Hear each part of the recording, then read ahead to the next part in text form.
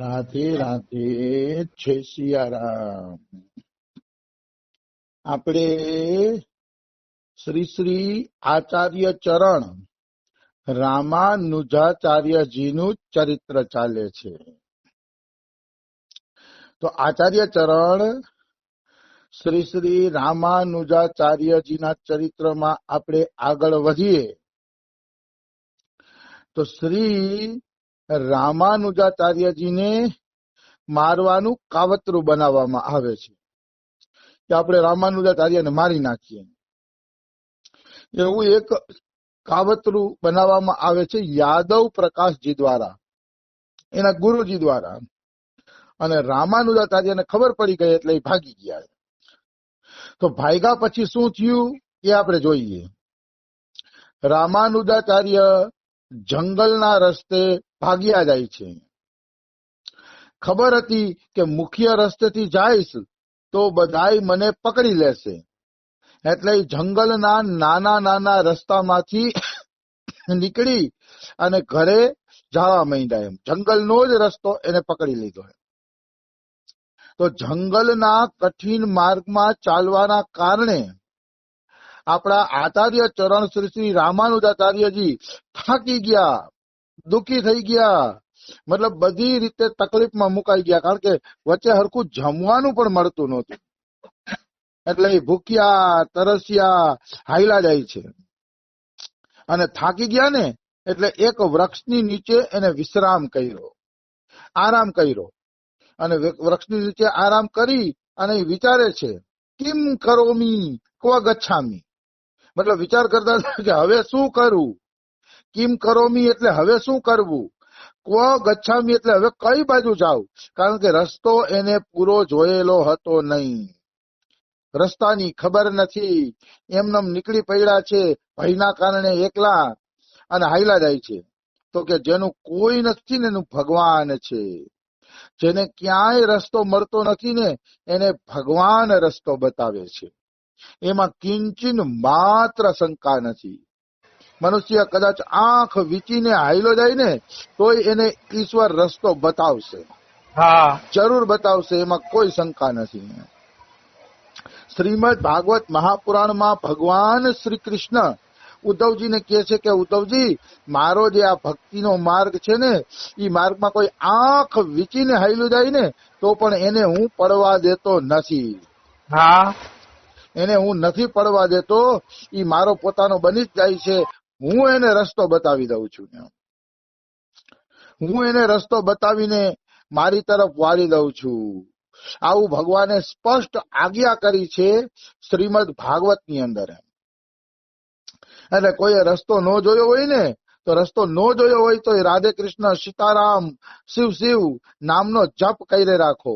એ જપ તમને અવશ્ય ભગવાન પાસે પહોંચાડી દેશે, નિશ્ચિત ભગવાન પાસે પહોંચાડી દેશે. એમાં કોઈ એટલે કોઈ પણ પ્રકારની શંકા નથી.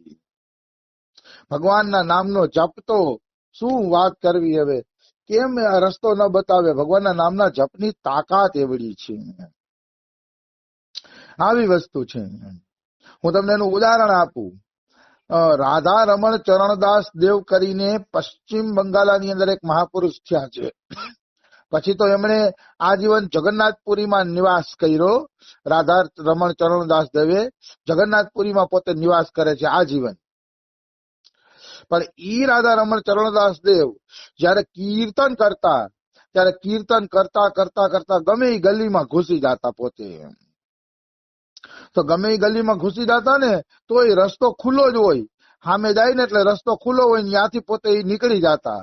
તો એક વખત એના શિષ્યએ પૂછ્યું કે ગુરુજી, તમે કીર્તન કરતા કરતા ગમે એ ગલીમાં ઘૂસી જાઓ છો તો તમને ખબર છે કે આ ગલીનો રસ્તો આગળ ખુલે છે કે નહીં? આગળ રસ્તો બંધ હશે તો એમ તમને કેમ ખબર પડે છે કે આગળ રસ્તો ખુલ્લો જ હશે? ત્યારે રાધા રમણ બાબા બોલે છે, રાધા રમણ દાસજી ત્યારે બોલે છે, અરે બેટા, ભગવાનના નામથી તો ભગવાનના ધામનો રસ્તો મળી જાય છે, તો શું આ લૌકિક ગલીનો રસ્તો ન મળે? કે વાહ રે વાહ.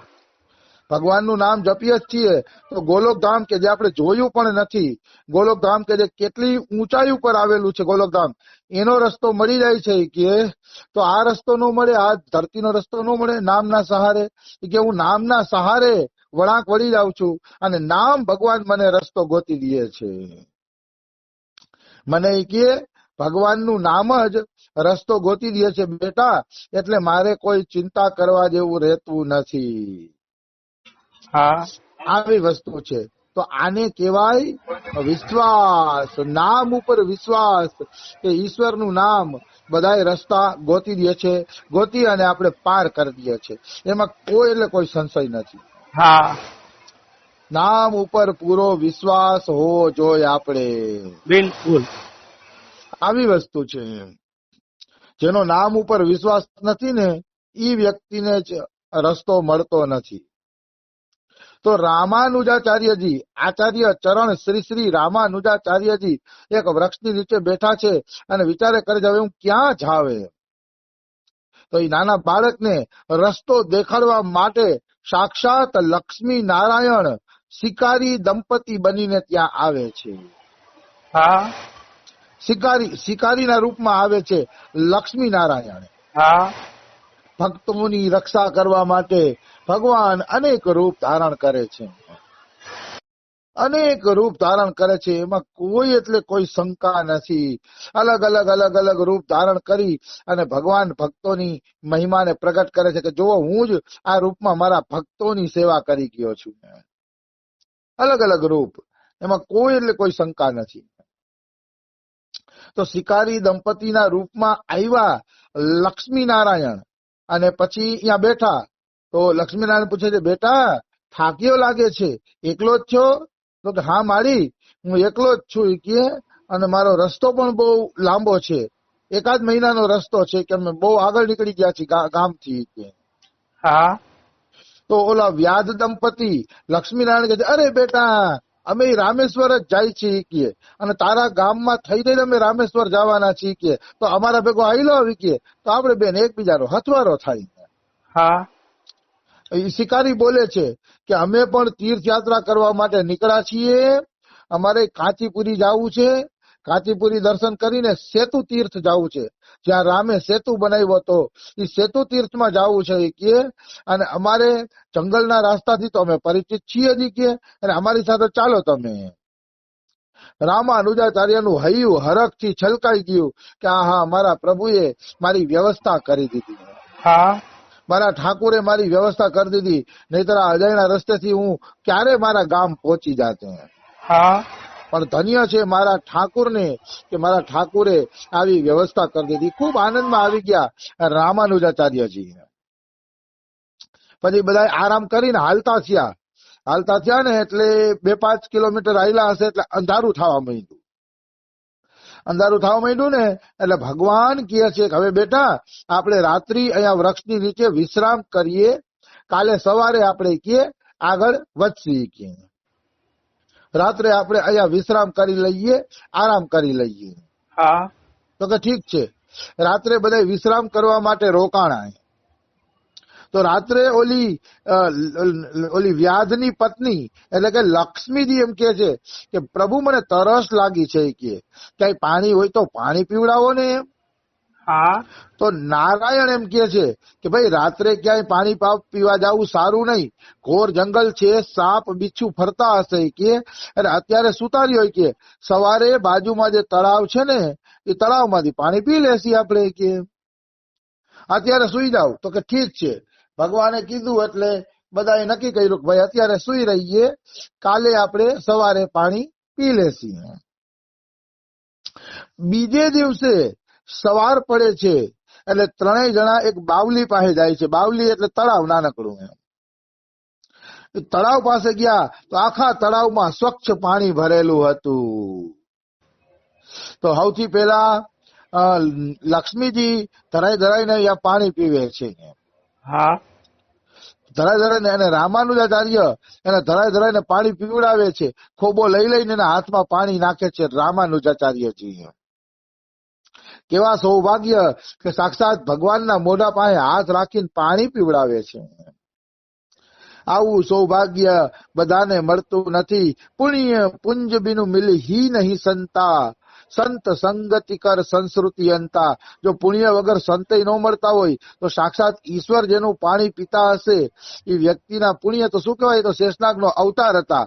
આપણા જેવાને શિખામણ આપે છે કે પુણ્ય પુંજ વગર આવો મોકો કોઈને મળતો નથી. હા ભગવાનના પુણ્યનો ઢગલો કર્યો હોય ત્યારે જીવને આ રીતે સેવા કરવાનો મોકો મળે છે.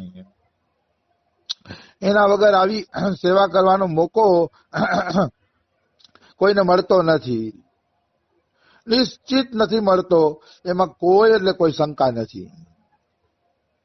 તો પછી ઓલા લક્ષ્મીનારાયણ કહે છે કે બેટા હવે તું પણ પાણી પી લે, કારણ કે તે પણ પાણી પીધું નથી, તો પાણી પી લે બેટા, તને પણ તરસ લાગી હશે. તો કે હા મૈયા, હવે તમે બે જણા અહીંયા બેસો વૃક્ષની નીચે, હું પાણી પી આવું. પછી પાણી પીવા ગયા. આચાર્ય ચરણ શ્રી શ્રી રામાનુજાચાર્યજી પાણી પીવા ગયા. પાણી પીને પાછું વળીને જોવે છે તો ત્યાં કોઈ પતિ પત્ની હતું નહીં. હા પાણી પીને ઉપર આવ્યો તો અહીંયા પતિ પત્ની હતા નહીં. ત્યારે એ સમજી ગયા કે એ સ્વયં ભગવાન જ હતા, બીજું કોઈ હતું નહીં, અને સ્વયં ભગવાન જ મને રસ્તો દેખાડીને અહીંયા સુધી લાવ્યા. વાહ રે વાહ. ત્યારે એને ખબર પડી એમ ઈશ્વર આવે છે, મદદ કરવા આવે છે, પણ કોણ જાણે કેમ પડદો રાખીને મદદ કરે છે, જેથી કોઈ એને ઓળખી ન શકે. હા અને ઈ પડદો જરૂરી છે, કારણ કે પડદો રાખીને ભગવાન નો આવે ને તો જો પ્રત્યક્ષ દર્શન આપી દે ને તો ખાલી 27 દિવસ આ શરીર ટકે. હા 27 દિવસ પછી આ શરીર છે એ નષ્ટ થઈ જાય છે, એમાં કોઈ શંકા નથી. એટલે 27 દિવસ જ ટકે છે. એટલે ભગવાન જેને દર્શન દેવાના છે એને છદ્મ વેશમાં દર્શન દે છે, છુપાઈને દર્શન દે છે, કારણ કે એના દ્વારા એને કામ કરાવવા છે, એનું પ્રાણ હરણ કરવા નથી ભગવાનને. આવી વસ્તુ છે. એટલે ભગવાન આ રીતે છદ્મ વેશમાં દર્શન આપતા હોય છે. તેને ખબર પડી ગઈ કે આ તો સાક્ષાત ભગવાન હતા. એટલે મનોમન ભગવાનને પ્રણામ કરીને શ્રી શ્રી રામાનુજાચાર્યજી આગળ વધે છે. હા આગળ વધ્યા ને તો દૂર એક સરસ મજાનું નગર દેખાણું, દૂર એક સરસ મજાનું ગામ દેખાણું. એટલે લોકોને પૂછ્યું કે આ ગામ કયું છે, તો કે આ ગામ કાચીપુરી છે. હા તો રામાનુજાચાર્યને બીજો ઝટકો લાગ્યો કે મહિનાદીનો રસ્તો હતો એ એક દીમાં કેવી રીતે પાર થઈ ગયો. આ રસ્તો તો મહિનાદીનો હતો, મહિનાદીનો રસ્તો એક દીમાં. પછી તને નિશ્ચય થઈ ગયો કે અવશ્ય ઈ મારા પ્રભુના જ કામ છે, અવશ્ય મારો પ્રભુ જ મને મહિનાદીનો રસ્તો પાર કરાવી ગયા છે. તો એમાં કોઈ એટલે કોઈ શંકા નથી, પ્રભુ જ એને ઈ રસ્તો પાર કરાવી જાય છે, નિશ્ચિત પાર કરાવી જાય છે, એમાં કિંચિન માત્ર સંશય નથી. આવી વસ્તુ છે. તો સ્વયં ભગવાન આવીને રામાનુજાચાર્યને રસ્તો બતાવી ગયા, 1 મહિનાનો રસ્તો એક દીમાં પૂરો કરાવી ગયા, અને પછી તો પ્રભુ કૃપા વિચારીને એ દોડીને ઘરે જાય છે. રામાનુજાચાર્યજી ઘરે જાય છે અને માતાના ચરણોમાં સાષ્ટાંગ દંડવત પ્રણામ કરે છે. અને દંડવત પ્રણામ કરીને માતાને એમ કહે છે કે માતા માતા આ રીતે હું બચીને આવ્યો છું, એમ આ રીતે મારા પ્રાણોની રક્ષા થઈ છે, મને મારી નાખવાનું કાવતરું કરવામાં આવ્યું હતું, પણ ઈશ્વરે મને આ રીતે બચાવી લીધો. આખું વર્ણન કરે છે શ્રી શ્રી રામાનુજાચાર્યજી. તો એ વર્ણન કર્યું રામાનુજાચાર્ય, ત્યારે માં પણ ભાવ વિભોર બની ગઈ કે ઠાકોરજીની મારા દીકરા ઉપર કેટલી કૃપા છે. પછી માં કહે છે બેટા હવે તું નિશાળે ભણવા ન જાતો હો, હવે તું ઘરે જ શાસ્ત્રોનો અભ્યાસ કરજે, ઘરે જ બધા ચરિત્રોનો અભ્યાસ કરજે. કે હવે તારે ક્યાંય ભણવા જવાની જરૂર નથી, તું ઘરે જ ભણ, આપણે બીજે ક્યાંય જવું નથી. તો કે ઠીક છે માં, હવે હું ઘરે જ ભણી શીખી. એવું નક્કી કર્યું હવે મારે બીજે ક્યાંય જવું નથી. આવું નક્કી કરીને ઘરે ભણવા માંડ્યા. હવે યાદવ પ્રકાશ પાછા આવશે ત્યારે શું થશે એ બધી લીલાઓ આપણે કાલે લેશી. આ સમય થઈ ગયો છે, આપણે કાલે વળી આગળ વધશી. રાધે રાધે, જય સિયા રામ. રાધે રાધે, જય સિયા રામ.